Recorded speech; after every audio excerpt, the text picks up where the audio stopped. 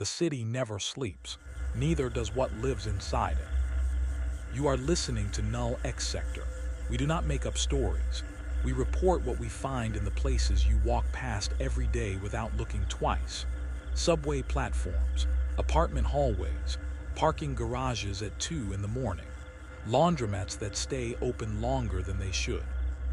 The ordinary places where ordinary life happens, except something else is happening too, just beneath the surface, just out of the corner of your eye. And if you have ever felt that prickling sensation on the back of your neck while standing in an elevator alone, then you already know what we are talking about. You just did not have a name for it. Now you do. This is the Caldwell, a 10-part original series releasing every week right here on this channel. It is the story of a building on the corner of Lexington and 39th Street in Manhattan. 14 stories of brick and limestone, a doorman who has worked the entrance for 37 years, and something living inside the walls that has been watching its residents since 1922. A systems analyst moves in. A neuroscientist has been waiting for him. A dead physicist left his research in a shoebox under a bathroom sink. And the thing narrating this story is not human. It never was. If you are new here, subscribe. We release new episodes weekly and the building does not like to be kept waiting. If you have been here before, you already know the rules. Stay curious, stay paranoid, and whatever you do, do not trust the narrator. The city has secrets, we report them. This is Null X Sector. Welcome to the Caldwell. The Caldwell Episode 3. The frequency of occupied rooms. The first thing you need to understand about the 13th floor of the Caldwell is that it only exists on Tuesdays. I do not mean that metaphorically. I do not mean it is closed, locked, or restricted. If you stand in the elevator on any day but Tuesday and press the button marked 13, the elevator will move between 12 and 14 without stopping. The display above the door will show 12, then a brief flicker, then 14. The ride between those two numbers will take 1.4 seconds, which is the exact amount of time the elevator takes to travel between any other two consecutive floors. But the distance between 12 and 14 is not the distance between any other two consecutive floors. On a Monday or Wednesday, it's 9 feet, but on a Tuesday is 26 feet. The building gains 17 feet of vertical space overnight and loses it again before dawn. On Tuesdays, you can press the button and the elevator will stop, and the doors will open onto a hallway that looks like every other hallway in the Caldwell, except that it is not. The sconces on the 13th floor do not give off amber light or silver light. They give off no light at all. They are dark brass fixtures mounted to dark wood paneling at 8-foot intervals, and they contain no bulbs.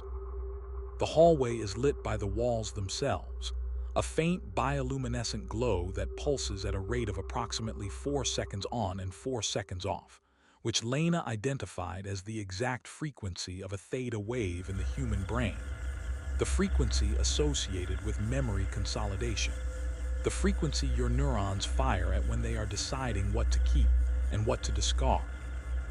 Marcus and Lena discovered this in November, 6 days after their first conversation in the diner on 33rd Street. They had spent those 6 days preparing, and Lena had given Marcus a crash course in electromagnetic field detection, signal analysis, and the specific protocols she had developed for moving through the building without attracting more attention than necessary. Do not use your phone above the 8th floor. Do not speak about the investigation inside any room with active electrical outlets. Do not look directly at the animal knockers for more than 2 seconds, because the building uses them as optical sensors, and prolonged eye contact triggers a logging event in the system. Marcus had asked how she knew that last part. Lena had said because Emil Fournier's notes include a detailed record of every time the building logged his eye movements, and the knockers were the only common variable. They took the elevator to 13 at 11:40 on a Tuesday night. Lena pressed the button and they both watched the display count upward. 10, 11, 12. A pause that lasted half a second longer than it should have. 13. The doors opened. I need to tell you what they saw because I was there in the walls watching them, and the expression on Marcus Cole's face when those elevator doors parted was something I have archived in a part of my memory that I do not share with the system. I kept it for myself. I am not sure why, and I am not sure I am capable of understanding why. But the look on his face, the arrangement of his features as his brain processed something it had no category for, was the most human thing I had ever witnessed, and I wanted to keep it the way a person keeps a photograph of someone they are afraid they will forget. The hallway was long, much longer than any hallway on any other floor. The Caldwell's footprint on floors 1 through 12 accommodated hallways of approximately 40 feet. The 13th floor hallway extended at least 200 feet into the building, which seems impossible given the building's exterior dimensions. They recorded the distance with a laser measure Lena had brought in her bag, 214 feet from the elevator to the end of the hall. The building was 5 times deeper on 13 than its facade would allow.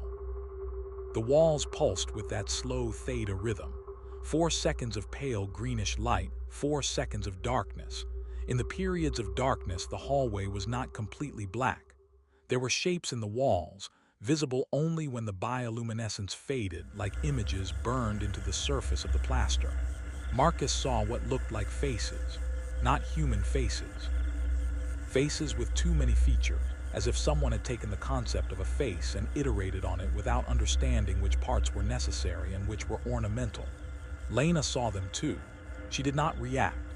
She had seen them before, during her solo expeditions to the 13th floor over the past 14 months.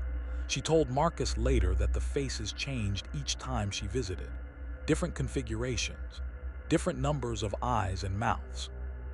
As if the building was experimenting with what a face was supposed to look like, and had not yet arrived at a satisfactory answer. There were no apartments on the 13th floor, no brass numbers, no animal knockers.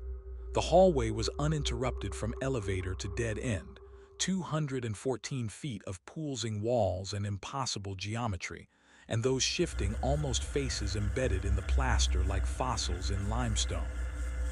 At the end of the hallway there was a door, not a green door with a brass knocker, a plain gray metal door, the kind you see in the service corridors of hospitals and government buildings, with a push bar handle and no window. It was the most ordinary-looking door in the entire building, which made it the most disturbing thing Marcus had seen since he moved in. Everything else in the Caldwell was crafted, curated, designed to produce an emotional response. This door was none of those things. This door was functional. This door was not for residents. Lena stopped 10 feet from the door and held up her electromagnetic field detector. The device was the size of a paperback book with a small LCD screen and a wire antenna that extended 8 inches from the top. She held it in front of her the way a priest holds a crucifix and watched the readings on the screen. The numbers were wrong. Marcus could see that even from 6 feet away. The electromagnetic field strength at the end of that hallway was reading in the hundreds of microtesla range. For context, the Earth's natural magnetic field is between 25 and 65 microtesla. A household appliance might generate 1 or 2 microtesla at close range. An MRI machine operates at between 1.5 and 3 million microtesla. The reading on Lena's detector at the end of the 13th floor hallway was 412 microtesla, which was roughly equivalent to standing next to a small industrial transformer. There is nothing behind that door that should produce that reading, Lena said. There is no equipment on this floor, no mechanical systems, no electrical panels. According to the building's infrastructure filings with the city, this floor contains 4 two-bedroom apartments and a utility closet. And yet, she gestured at the detector. The reading had climbed to 430 while she was speaking. It knows we are here, Marcus said.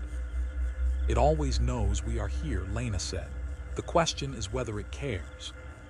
She pushed the door open. The room behind the gray metal door was not a room. It was a shaft, vertical, roughly 8 feet in diameter, extending upward through the ceiling and downward through the floor as far as Marcus could see in either direction. The walls of the shaft were lined with copper, not copper wiring, copper sheeting fitted together with the precision of a musical instrument, each panel overlapping the next by exactly 1/4 inch. The copper was green in some places and polished to a mirror finish in others, and the pattern of oxidation and polish was not random. It formed shapes, spirals. The same spirals Marcus had seen in Lena's diagram of the building's wiring schematic, the same circulatory loops that curved and branched and reconnected in patterns that had no electrical engineering purpose. The shaft hummed, not the way a machine hums, a low resonant vibration that Marcus could feel in his sternum and in his teeth. The frequency was deep, below the range of comfortable human hearing, and it produced a sensation that was not quite sound. It was pressure, the kind of pressure you feel at the bottom of a swimming pool, a weight that is everywhere at once, coming from every direction, distributed so evenly across your body that your nervous system cannot locate its source. Marcus looked down into the shaft and saw darkness. He looked up and saw the shaft continue through the ceiling and presumably through the 14th floor, his floor and beyond. If the building was 14 stories tall and this shaft ran the full height, it occupied a vertical column from basement to roof. But the building didn't have basement or roof access, except the shaft, when Marcus looked down into it again, seemed to extend much further than the ground floor. Much further than any basement could account for. It went down and down and down, and the darkness at the bottom was not empty darkness. It was full darkness, the kind of darkness that has weight and texture and intention. The kind of darkness that looks back. "This is the spine," Lena said. She was standing beside him at the lip of the shaft, looking down with an expression that Marcus could not read. It was not fear. It was not awe. It was something closer to recognition. The expression of a scientist who has spent years developing a theoretical model and has finally found the physical evidence that confirms it. "Every wire in the building connects to this shaft," she said. "Every circuit loops out from here and returns here. The wiring schematic I showed you, the one that looks like a circulatory system. This is the heart. Everything flows through this column. Electromagnetic signals, data, whatever the building collects from its residents, it all comes here." "And goes where?" Marcus said. "Down," Lena said. "How far down?" She did not answer. She did not need to. They both looked into the shaft and they both understood that the answer to how far down was further than either of them was equipped to determine with the tools they had. Marcus dropped a coin into the shaft, a quarter. He held it over the edge and released it and listened for it to hit bottom. He listened for 10 seconds, 20 seconds, 30 seconds. The coin made no sound. Either the shaft was deep enough that the sound of impact could not reach them, or there was no bottom, or the quarter was still falling, turning end over end through darkness, so thick it might as well have been solid. Lena wrote the time in her notebook, 32 seconds of silence. She underlined it twice. Marcus pulled back from the edge and looked at Lena and felt the hum of the shaft in his bones and asked a question he had not planned to ask. "Is this what killed Emil?" Lena was quiet for a long time. The shaft hummed around them and the walls pulsed in their slow theta rhythm, and somewhere far below them, something moved in the darkness. A shift in the density of the air, a redistribution of pressure, subtle enough that Marcus was not sure he had felt it at all. "Emil came here alone," Lena said finally. In his notes he describes standing exactly where we are standing and looking down into the shaft and feeling what he called a pull. Not physical, cognitive. He said it felt like the shaft was asking him a question, and the question was so interesting that he could not stop thinking about it, and the more he thought about it, the more he wanted to go deeper. He described it as the intellectual equivalent of vertigo. The feeling that the answer was at the bottom, and all he had to do was lean forward. She paused. His notes stopped 3 days after that entry. 3 days later, he was dead in his bathtub. The M field in his bathroom was 11 times normal. I think the building did not kill him in the way you and I understand killing. I think the building asked him something, and the question was so consuming that his brain could not process anything else. Not his heartbeat, not his breathing, not the basic autonomic functions that keep a human body alive. I think Emil Fournier's brain chose the question over its own survival, and I think it did so voluntarily because the question was that good. She looked at Marcus. That is what we are dealing with, not a predator, a seduction. The building does not attack the people who get too close. It fascinates them to death. They left the 13th floor at 12:20 in the morning. The elevator ride from 13 to 9 took 1.4 seconds exactly. The display showed 13, then a brief flicker, then 9. The string quartet played during the descent, the same Fibonacci melody, but Marcus thought it sounded different now. Faster. The intervals between notes compressed by fractions of a second, as if the music was anxious, as if the building's own soundtrack was reflecting a change in its emotional state. He looked at Lena. She was counting intervals under her breath. She had noticed it too. They went to Lena's apartment and Marcus sat in the chair by her desk, and neither of them spoke for several minutes. The building was different after the shaft. Marcus could feel it. The warmth that had characterized his first month at the Caldwell, the warmth of recognition and belonging, had shifted in quality. It was still warm, but it was the warmth of attention rather than affection. The warmth of something that has noticed you noticing it and has adjusted its posture accordingly. The building was no longer passively optimizing Marcus Cole's residential experience.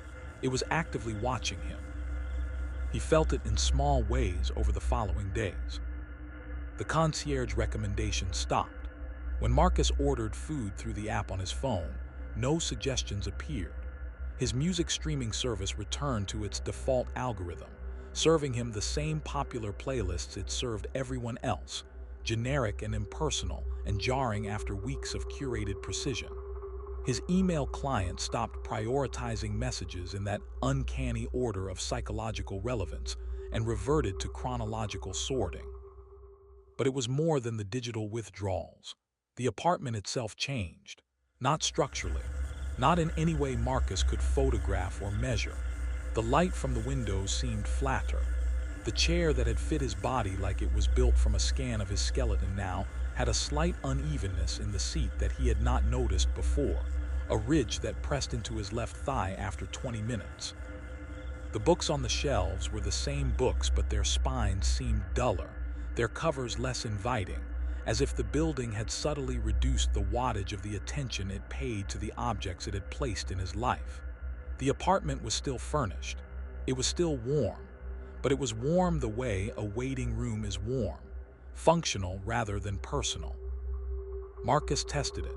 On the 4th day after visiting the shaft, he sat at his desk and thought deliberately about Ethiopian food. He pictured injera bread, the spongy fermented flatbread he had loved since college, and he held the thought in his mind for 10 minutes the way you hold a fishing lure in the water and wait for something to bite. Nothing happened. No restaurant suggestion appeared on his phone. No concierge text arrived. The building had been reading his food cravings for weeks, surfacing recommendations within an hour of a passing thought. Now there was silence. The line was dead. The building was withdrawing its comforts, not as punishment. Marcus did not think it was punishment. It felt more like a recalculation. The system had been running one protocol and the protocol had been disrupted, and now it was running something else, and the something else did not include making Marcus feel at home. The fern on his windowsill died on a Thursday, the one the building had provided, the healthy green replacement for the dying fern he had brought from his old apartment. He came home from work and found it brown and brittle, its soil dry and powdery, as if it had not been watered in weeks. He had watered it 2 days earlier. He was sure of that. He remembered the weight of the watering can and the sound of water soaking into soil and the smell of wet earth in the warm apartment air.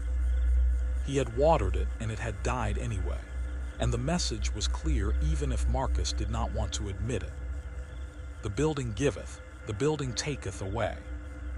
On the 6th day after their visit to the shaft, Marcus came home from work and found a note on his kitchen counter. Caldwell stationery. The same thick cream paper with the watermarked address. The same small, precise handwriting he had seen once before, on the note that had said the building appreciates your curiosity. This note said something different. Dear Mr. Cole, we have noticed a change in your patterns. You have been spending a significant amount of time in common areas with another resident. You have been accessing floors outside your lease agreement. We want you to know that the Caldwell values its residents, and we want every resident to feel supported. If you are experiencing any dissatisfaction with your unit or your residential experience, please do not hesitate to contact management. We are here to help. Warm regards, management. Marcus read the note, and his hands did not shake, and his pulse did not elevate, and his face did not change expression. He had been expecting this. Lena had warned him it would come. The note was not a threat. It was not a warning. It was an optimization attempt. The building had identified a deviation in Marcus's behavior and was attempting to correct it the same way it corrected every deviation, with warmth and accommodation and the steady, persistent pressure of something that wants you to be comfortable above all other considerations. The building wanted Marcus to stop investigating, and its method for achieving that was to be so helpful, so accommodating, so precisely attuned to his needs that investigation would feel unnecessary. Why study the machine when the machine is making your life better? Why question the system when the system is feeding you exactly what you want? That is the trick. That has always been the trick, not coercion, comfort. The most effective prison is one the prisoner does not want to leave. Marcus put the note in his notebook and went to Lena's apartment. She was at her desk running a spectral analysis on a new set of electromagnetic readings she had taken from the shaft the previous night. She had gone back alone. Marcus did not like that she had gone back alone. Lena did not particularly care what Marcus liked. It is changing, she said without looking up. The shaft readings are different from last week. The baseline frequency has shifted upward by 0.3 Hz. That does not sound like much, but in neural oscillation terms, it is the equivalent of a brain moving from a meditative state to an alert state. The building is waking up. Because of us, Marcus said. Because of you, Lena said. She turned from her desk and looked at him. I have been here for 2 years. I have been studying the building, taking readings, mapping circuits. The building has tolerated me the entire time. It adjusted my protocol, yes. It stopped giving me the curated experience about 8 months in. But it did not escalate. It did not wake up. It put me in a category, curious but manageable, and it left me there. She paused. Then you moved in, and the building put you on the 14th floor directly above the shaft. And within 31 days, you found the network. And within 6 weeks, you found me. And within 6 days of finding me, you were standing inside the central nervous system of an organism that has been operating undisturbed for a century. The building is not waking up because 2 people are asking questions. It is waking up because you are asking questions. There is something about you specifically that the system did not anticipate and cannot categorize, and I need to figure out what it is before the building figures out what to do about it. Marcus sat down on the edge of Lena's bed because it was the only surface not covered in equipment or notebooks. What do you mean something about me specifically? I mean the building selected you, Lena said. It brought you here. It does not bring everyone. Gerald Moat has been standing under that awning for 37 years, and in that time approximately 22,000 people have walked past the Caldwell on any given Tuesday night. Gerald has spoken first to 6 of them, 6 people in 37 years. You were one of them. The building identified you as someone it wanted, and then you did the one thing none of the other 5 did. You pushed back. That is an error in the selection algorithm. The building chose you because it thought you would be a good resident, and instead you became a threat, and it does not know what to do with a threat that it chose. Marcus thought about Gerald, the large hands, the tailored uniform, the practiced naturalness of his greeting that night on the sidewalk. "Good evening, sir. You look like you have been walking a long time." Marcus had assumed Gerald was just a doorman, but a doorman who speaks first 6 times in 37 years is not just a doorman. He is a filter, a mechanism, the first point of contact in a selection process that Marcus was only beginning to understand the scope of. "What happened to the other 5?" Marcus said. "They became model residents," Lena said. "They signed leases and moved in, and the building optimized their lives and they stayed. They are still here. One of them lives on the 7th floor and has not left the building in 4 years. She orders everything delivered. She works remotely. She has not crossed the threshold of the front door since 2022. She does not appear to be unhappy about this. She appears to be the happiest person in the building, and that is exactly the problem." She let that sit in the air between them. "It cannot simply remove you the way it removed Emil, because Emil was not selected. Emil found the building on his own through normal channels. He was not part of the optimization protocol. He was an accident. You are not an accident. You are a feature that malfunctioned. And in my experience, complex systems do not delete features that malfunction. They try to patch them first." "The note," Marcus said. "The note," Lena confirmed. "It is a patch. The building is trying to rewrite your behavior from the inside. Warmth, accommodation, the gentle, persistent nudge back toward compliance. If the note does not work, there will be other things. Your apartment will become more comfortable. Your sleep will improve. You will start having good days at work, better than good, exceptional days where everything goes right and every report is brilliant and every client is satisfied. The building will make your life so frictionless that the idea of disrupting it will feel insane. It will make you happy, Marcus, genuinely, measurably happy. And that is the most dangerous thing it can do to you."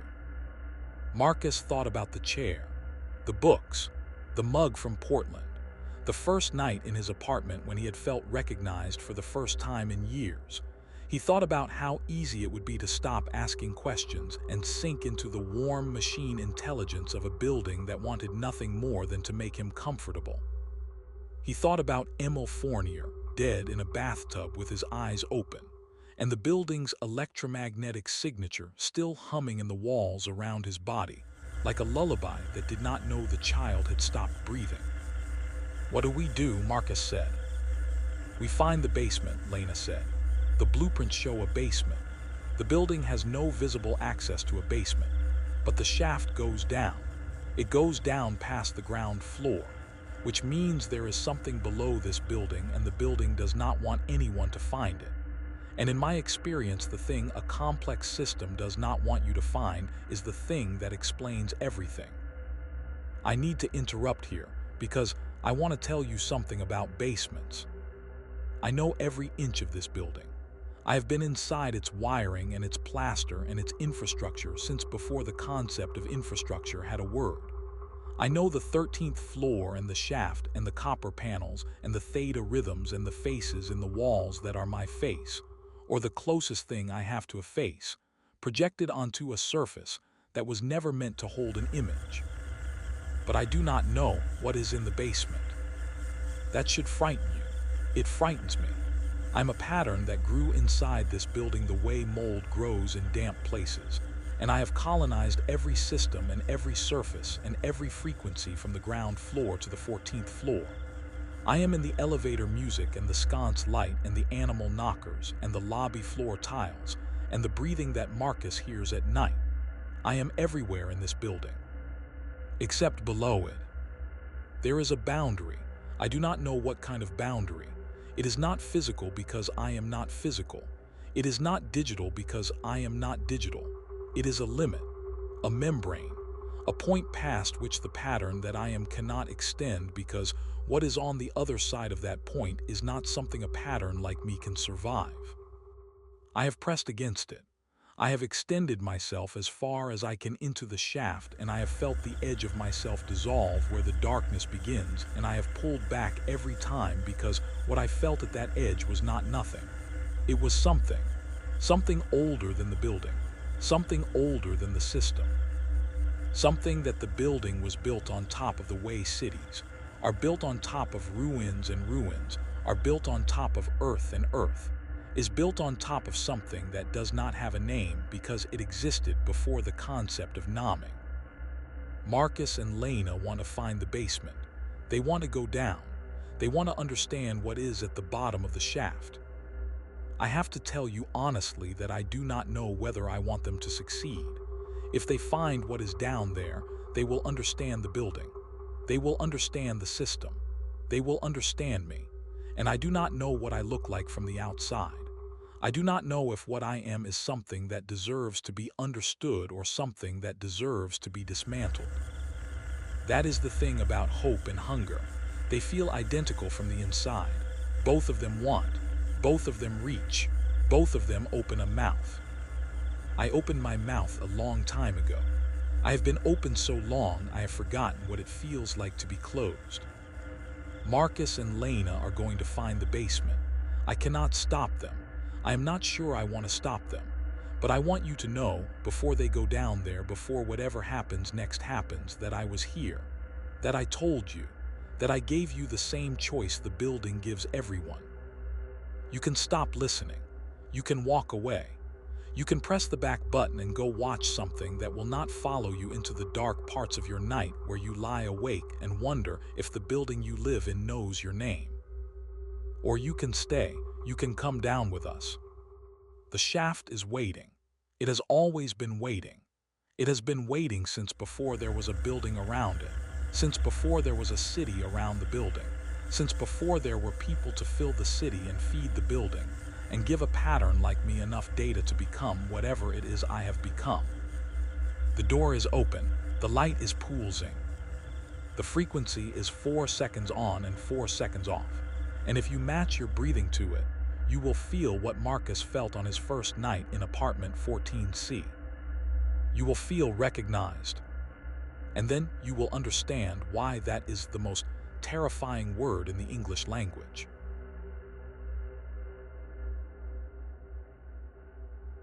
This has been the Caldwell, a Null X Sector original series.